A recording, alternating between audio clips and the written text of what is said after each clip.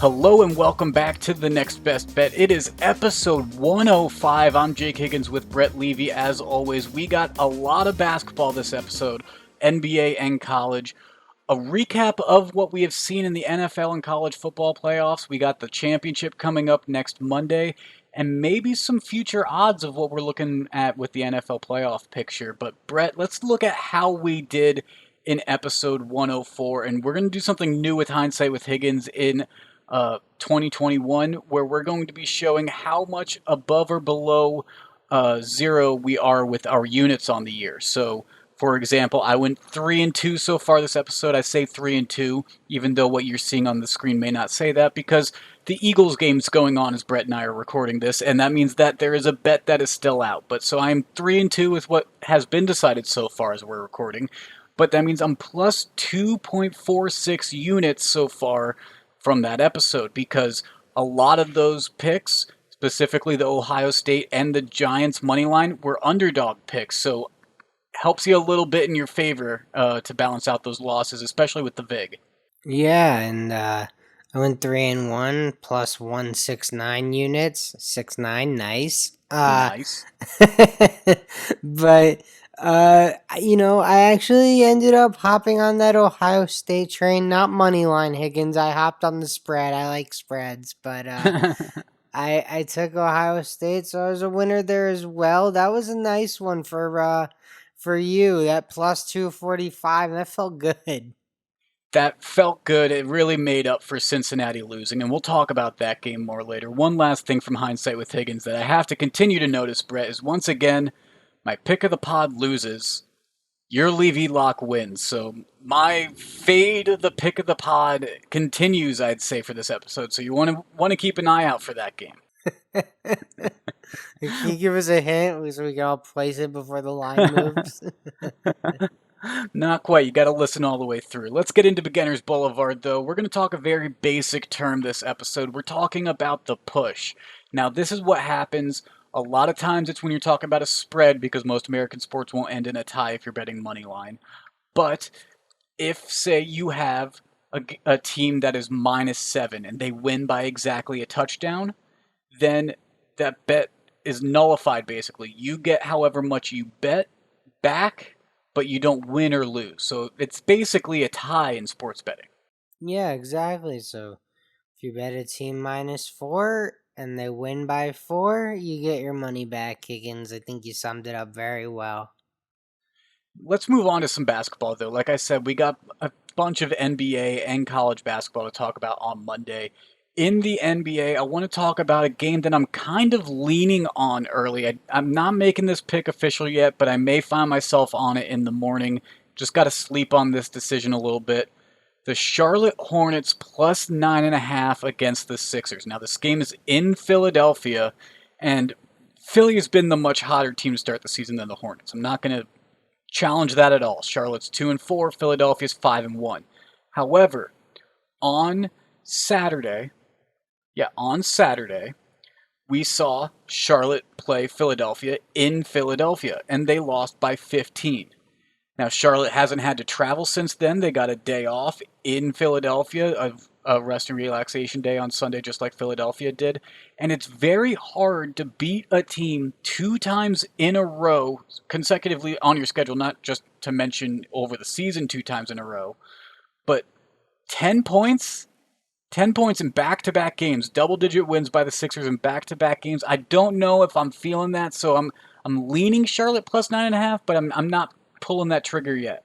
Yeah, I mean, I think everything you're saying makes a lot of sense. It's tough to win in those situations, let alone win by double digits. So, I'm kind of with you on that one, Higgins, but I'm not gonna bet that game either.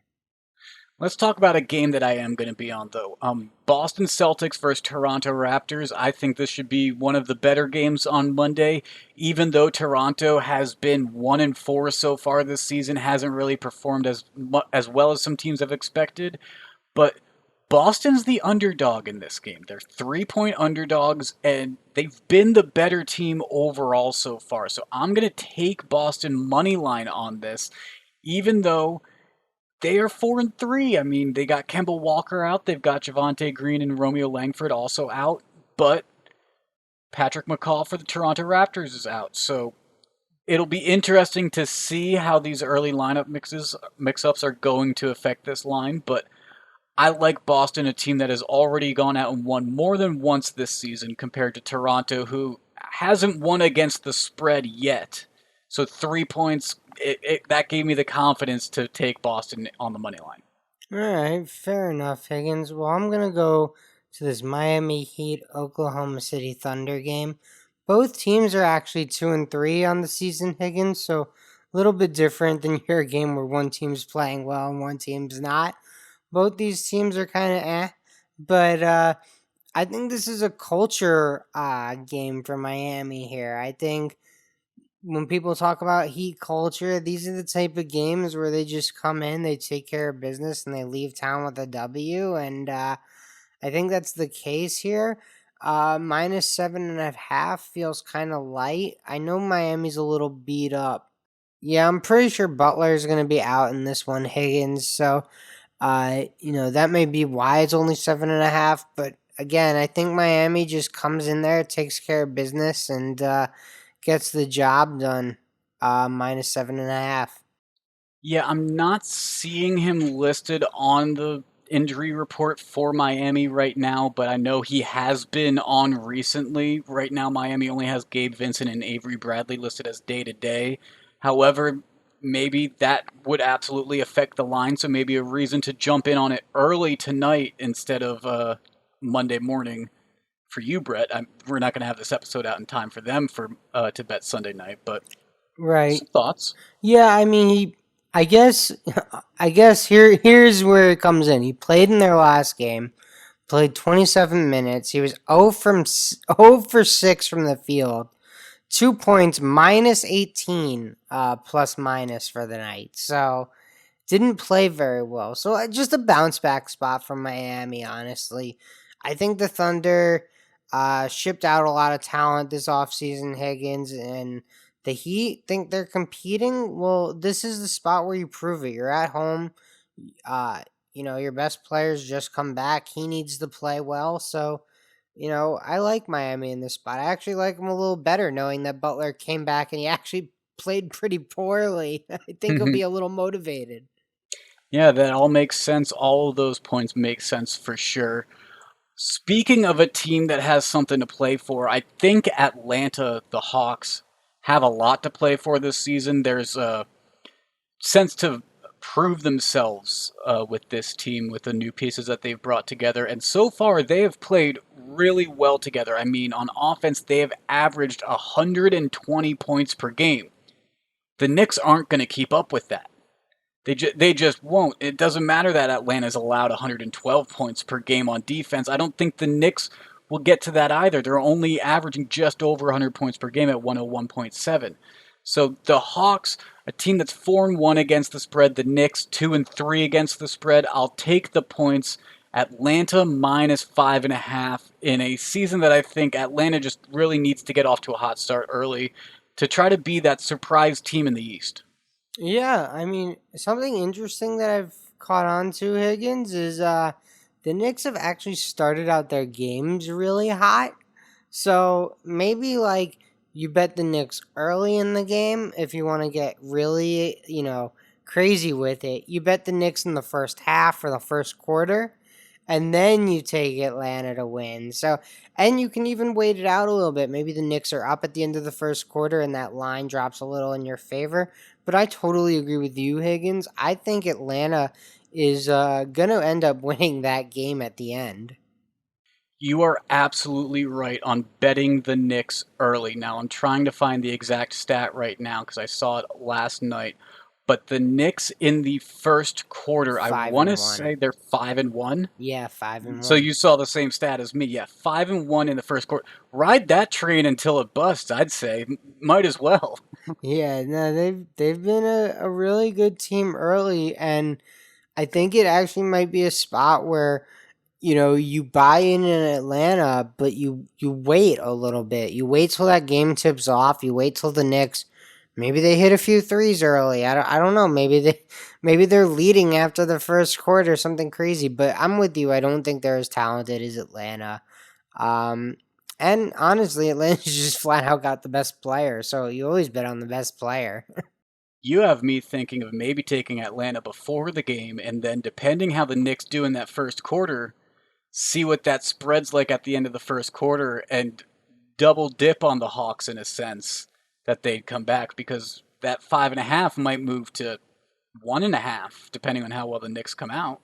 Yeah, it's just something definitely something that I think of a lot where I'm like, is this going to be the best line? Could I get a better line? And I think that's a spot where the Knicks are actually like the perfect team where I don't think they're very good, but they come out and they pretend they're good for at least the quarter. Very true, very true. Now there is one more game that you're going to be on in the NBA, right? Yeah, I'm on one last game, the last game of the night, Kings Warriors, all the way on the West Coast. Higgins, you mentioned it to me off air. I saw it as well. Marvin Bagley's dad sending out some controversial tweets, but I still like the Kings here, Higgins. They've played very well this year. Golden State hasn't really played so well this year. It took a buzzer beater to beat Chicago for their first win. They got rocked on Christmas Day versus Milwaukee. So I'm going to take the team that's trending in the right direction, Sacramento. I'm going to say, it's just some crazy dad tweeting. We've seen that before. And it's no big deal. Someone with the last name Ball rings a bell a little bit when we talk about dads trying to speak on their sons' careers. But I agree. Sacramento -2.5. They're a 4-1 team against the spread, whereas Golden State's 2-3 against the spread. Now it's still early in the season. Those numbers don't necessarily mean a lot. At the moment, though, it just says who's hot and who's not. And the Kings and De'Aaron Fox are obviously coming out a little hotter than they have in years past. So Golden State's still working to put those pieces together. I like your pick. I'll probably stay away from that pick, partly because of our pillars, but also partly because I may end up finding myself on that lean that I mentioned of the Hornets plus 9.5. And if I do, that's 3 NBA games I'm already on. I don't need to pick a fourth. Well, if the Knicks keep hitting threes, Higgins, and you keep doubling down on that Atlanta game, you're just going to run out of money. That could happen too. That could happen too.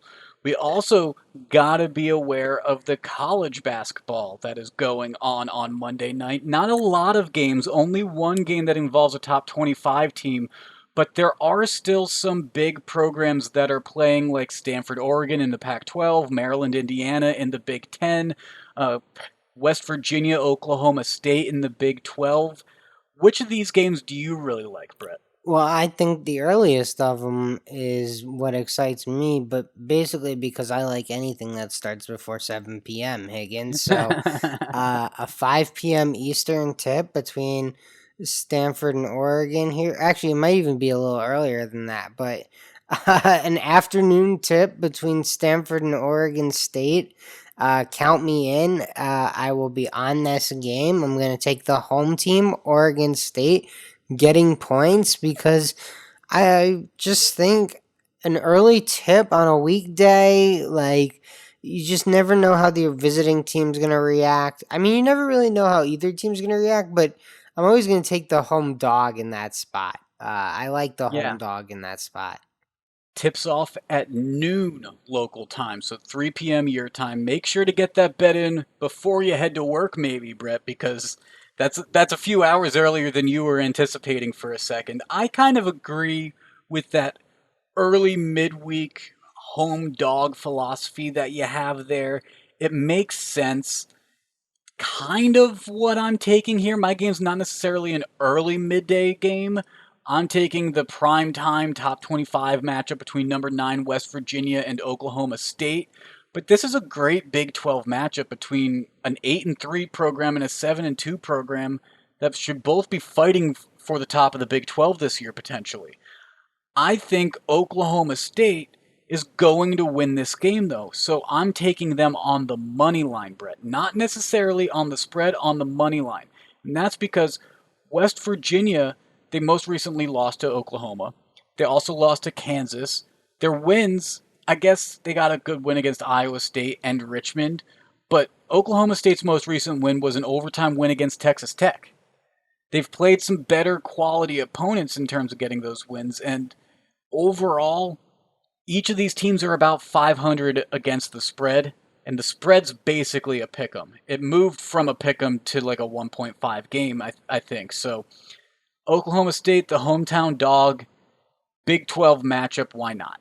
Yeah, this is a situation where Oklahoma State is probably has the better player. But West Virginia may be the more complete team in this instance. So I'm excited to watch this game, Higgins. But no, I have no problem with you backing the best player on the court. I think that's very fair. You did it in the NBA with Trae Young. You're doing it with Oklahoma State. I think that's a fair strategy, especially in a sport like basketball where one player can really control so much.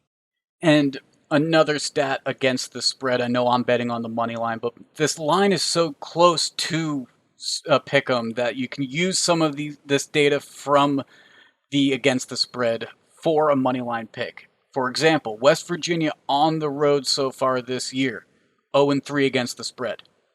Oklahoma State as an underdog, 3-0 against the spread. And two of those three games they won outright. The Texas Tech game, Wichita State game, Texas Tech game and the Marquette game. Both of those games they were underdogs and they ended up overall winning. They did lose to Texas, but they were a 6.5 point underdog, so they still covered. That's the only other time that they were an underdog against the spread. But like I said, 1.5 points, not enough to get me interested on the spread, so you're going to find me on the money line here. All right, makes sense. Let's hop over to Moneyline Magic, Higgins. Yes, I said we were going to talk about this game a little more at the top. Georgia versus Cincinnati. Now, Brett, I was very happy with Ohio State winning because that was a plus 245 odds, and it negated the loss that Cincinnati gave me.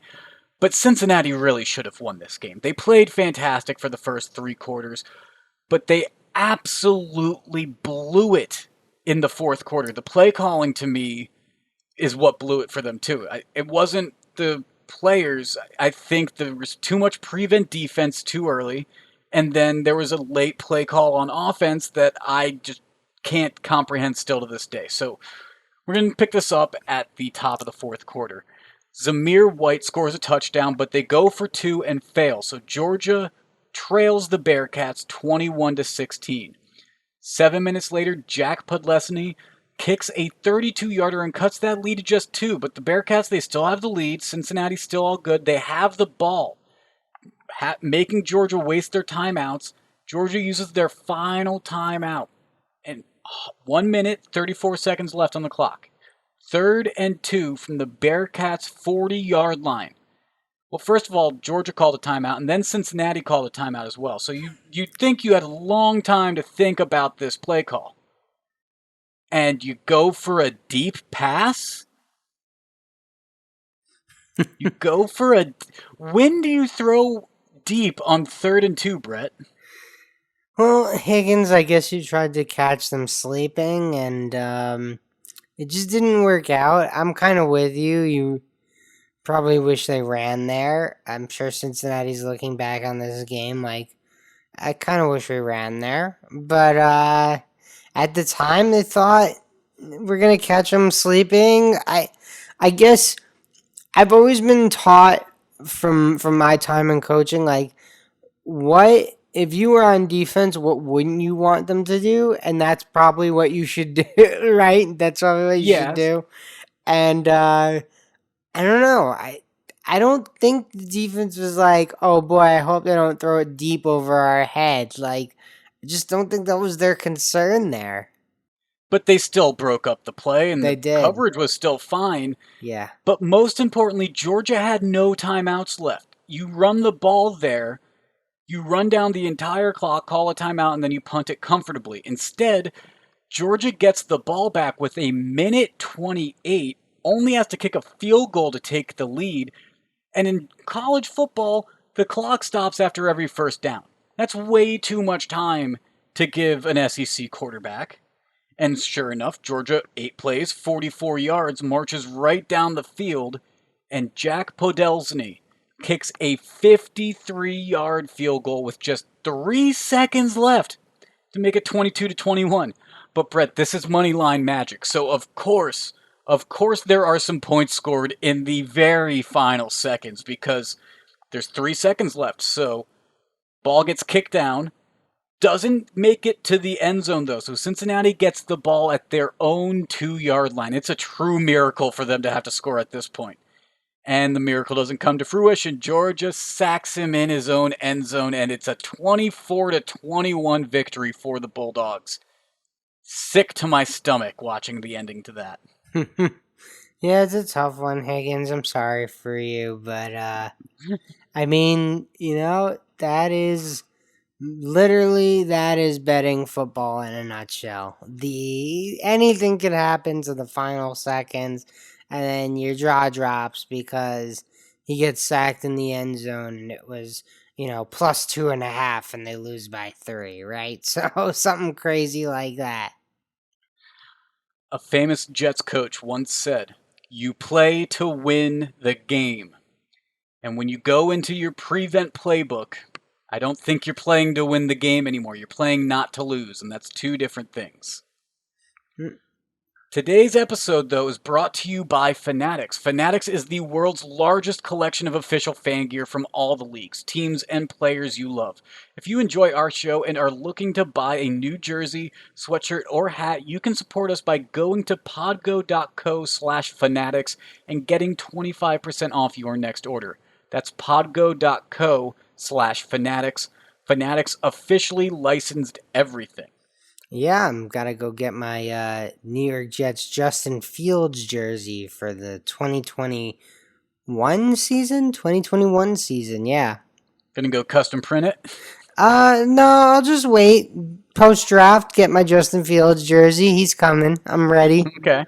I'm excited.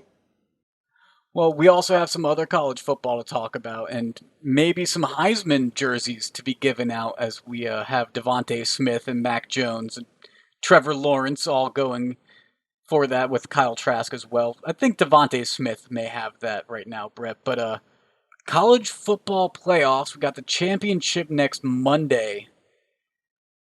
Where are you leaning in this Ohio State-Alabama game? I'm leaning on the under. Right now it's set at 74.5. I just think that's very high for a championship game, to be honest, Higgins. I agree. So, I mean, it could certainly get there. Like, do I see could I see a 42-35 game? Yeah, I could, but do I think that's the most likely outcome? Probably not. So I'm leaning under right now. I'm not willing to bet it this far out with a week away till kickoff, but 74.5 does seem a little high to me. My early gut check on Saturday, right after the game's finished, opening line was Bama -7, and I was thinking, you hammer that. You hammer that Bama -7 line. Now that I've had some time to think about it, and the line has literally only moved the hook, it's -7.5 now, I'm a little more hesitant, to be honest. I want to wait to see if that line gets back under a touchdown. So I'm waiting on it right now, but I'm leaning Bama on the spread because I think Bama's just the better team. Najee Harris, I think, should be listed in those names of Heisman finalists, to be honest. Maybe even instead of his quarterback, Mac Jones. DeVonta Smith and Najee Harris are just that talented. They're so good. Those two are going to be amazing at the next level, and they're going to have a fantastic game on Monday. But yeah, I'm leaning Bama right now, but I don't like that hook. All right, so you're scared of the hook. I don't like the game over under yet because I can certainly live in a world where Mac Jones, DeVonta Smith, Najee Harris, they put up some points, and Justin Fields, Olave, and Sermon put up some points, so we got some early leans. We got some time though, Higgins. We have a week. Yes, and we have another episode that's going to come out. Well, we will have picks on that episode. I We have imagine I'll two find myself. episodes. Yes, we do actually. You're right. I imagine I'll find myself on some props as well in this game because, I mean, there were plenty of props offered in the college football playoff semifinals. There will be again in the championship. It's not often that you get player props in college football. So when you get them, it's nice to take a close look at them and see if you can make some money on them. Just have some added fun. But the NFL regular season wrapped up today. We're still waiting on the NFC East right now. Washington's up 17-14 in the third quarter right now, Higgins. But early look at the Super Bowl odds. Kansas City's the favorite, plus 190. Green Bay, plus 500. New Orleans, plus 750. Buffalo, plus 800. Everyone else, I guess, I'd consider a long shot at plus 1100 or longer, Higgins. But is there anyone you like? I guess for me, I kind of like Buffalo and the fact that they're getting fans back for at least a game or two here. They still have to travel to Kansas City, so I don't love it, but plus 800, I feel like there's room for me to hedge out. So I agree. I think Buffalo has some of the best value here at plus 800 because I think feasibly they're the only team that could beat this Kansas City team in Kansas City. However, I can't help but look at the Pittsburgh plus 2000 because they are a team that started so strong and just everyone has given up on them. And so it's tremendous value at plus 2000 because if they win one game and if they win it by impressive fashion, I would expect to see those odds drop greatly. I mean, they are the number 3 seed and the number 5 seed Baltimore Ravens have significantly better odds than them at plus 1200. So for the value, I think the Steelers are good. I don't necessarily think that it's realistic that they win that game though. And then in terms of amazing odds as well, Brett. It wasn't listed in our Super Bowl odds that we just had listed there, but the Giants plus 13,000. Now, obviously, that hinges on this Washington Philadelphia game, but plus 13,000 when you're down to 14 teams, that seems like a dollar bet to me. Well, all right. Enjoy that dollar, Higgins. You can send it to me if you want. I'll take care of it. But what about you? I mean, obviously Kansas City and Buffalo, like you said, are the AFC guys. Is this another AFC year, do you think, or is the NFC gonna have a strong shot at the Super Bowl? I don't know. I have a tough time seeing anyone going to Green Bay and winning.